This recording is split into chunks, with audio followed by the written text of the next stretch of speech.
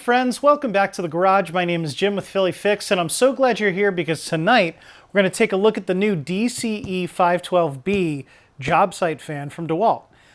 If you're like me, you probably didn't even notice or hear that there was a new fan coming out from DeWalt. In fact, if it wasn't for one of my viewers, David M., who messaged me on Instagram, I totally would have missed it.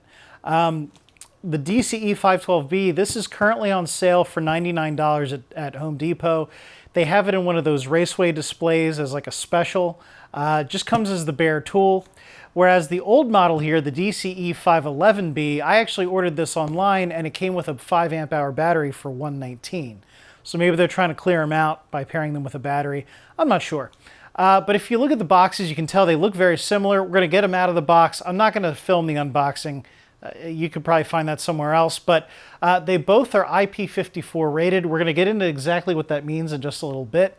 The big difference that I see looking at the boxes is that the old one's rated at 500 CFM, cubic feet per minute, whereas the new one is 650 CFM, so 150 CFM more, at least on paper. We're going to do some tests to see if maybe that's true. And we're going to take a look at, the different features and functions of these fans. So let's get into it. I've got these things out of their boxes. As you can see, they look very similar cosmetically. You've got a slight difference on the new model with the handle here, how it slopes out versus this one. But, on the rear, virtually the same. You've got the same style of rafter hooks. So you can hang it on a 2x4 if you want. Right? Same thing on those. If you flip it around to the front, you've pretty much got the same speed adjustment knob. You can feel there's a very little increments as you step this through, but it's essentially continuous, and I really think it's the same knob on both of them. I can't tell any difference. You would typically probably run this on something like a 5 amp hour battery. But just for fun, let's make sure that my 9 amp hour FlexVolt battery actually fits in both fans. Yeah, no problem on the old model. And no problem running your giant FlexVolt battery on the new one. I don't have a 12 amp hour battery handy for the FlexVolt. I also don't have the new 15 amp hour, but that's a pretty big battery. It's just about bottoming out on the fan, but you're probably going to be using these batteries for more important things than running your fan, if I'm guessing.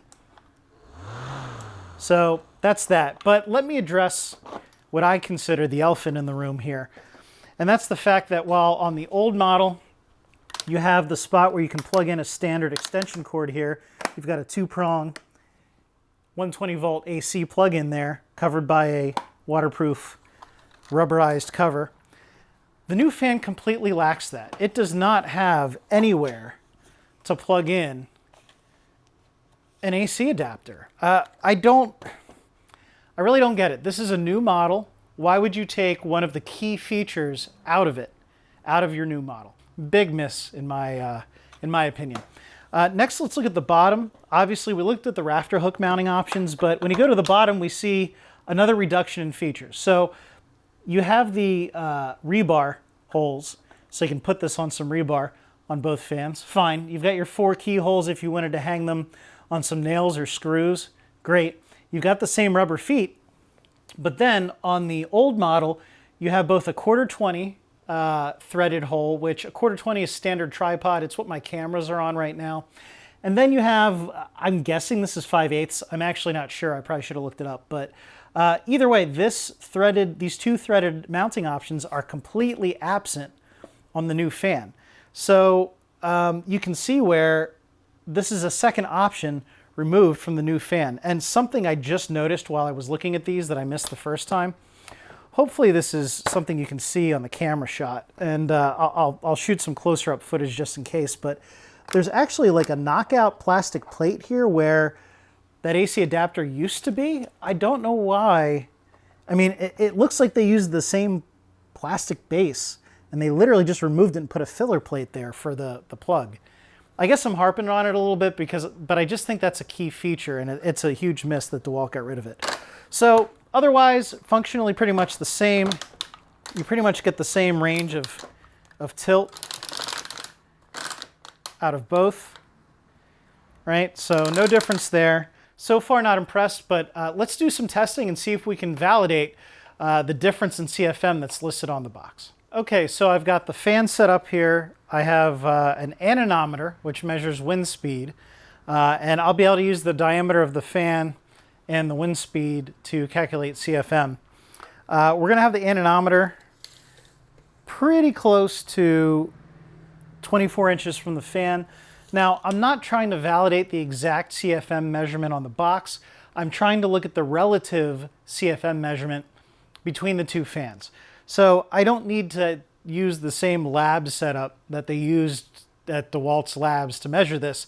I'm just measuring, 650 versus 500. Is it really 30% higher on the new fan versus the older one? That's really what I want to check out. So we're going to use a 5 amp hour battery. It is fully charged.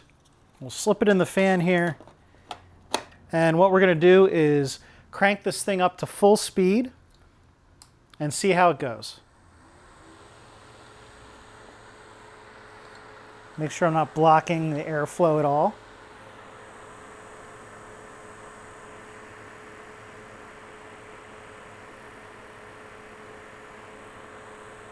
Hopefully you can read that on the camera, but it's reading about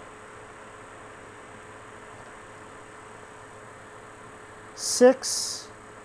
We're going to call it 634. It seems like it's stabilized, keeps going back to about 634. So 634 feet per minute on the old model.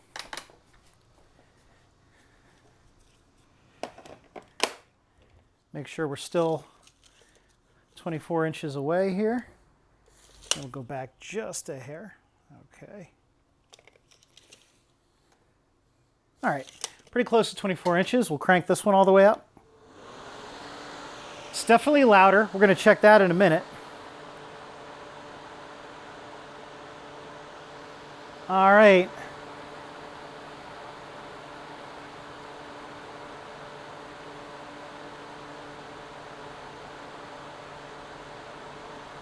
This one keeps coming back to 798. It'll peak at 807, but it seems to be hanging out around 798 quite a bit of the time. So we're going to call that 798. I think I already forgot what the other one was, but I know it was in the 600s. So this one did provide significantly higher airspeed than the old one. So I will put the calculations for the new and old CFM on the bottom of the screen. This time we're going to measure sound level with the fan on its highest speed. I've got my sound meter here, and I have it off to the side of the fan because if you've ever listened to or watched video where maybe a news reporter was out in the wind, you know that the wind blowing across the microphone can really make a lot of noise. And we want to measure the noise of the fan, not the airflow coming out of the fan, if that makes sense. So I've got the meter here. It's measuring in dBA, which is A-weighted decibels. Don't worry about it. Again, we're looking for relative measurements here, not super scientific exact measurements. So let's turn this thing up.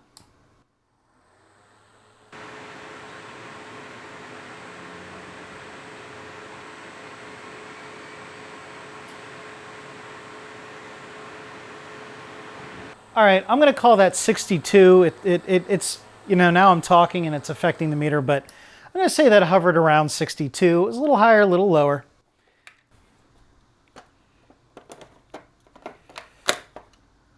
Okay, so we've got the new model plugged in.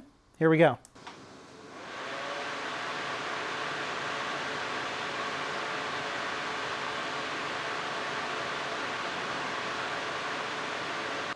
All right, I think it's safe to say that's firmly in the 68s or so.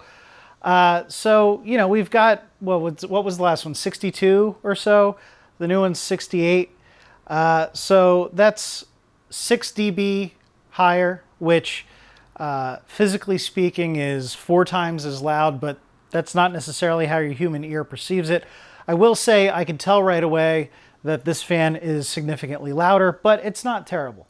So you do get higher airflow at the expense of slightly louder fan. Next, let's talk about the IP54 rating that we saw on the box for both of these.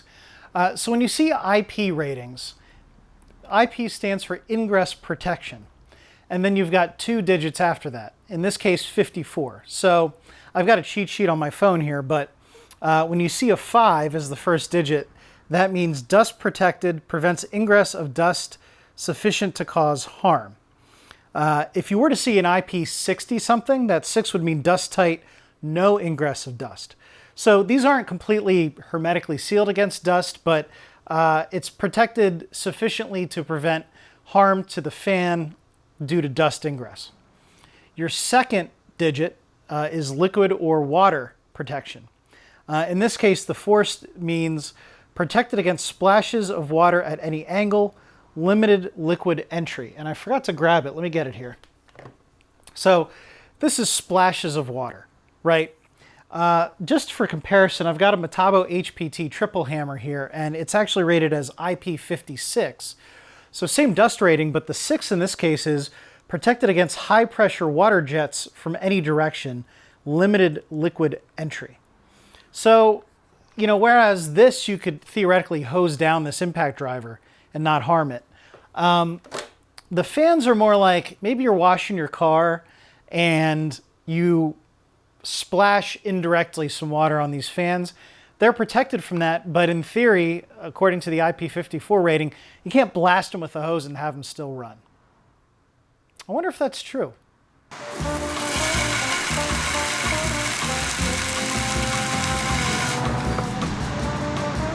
Still running.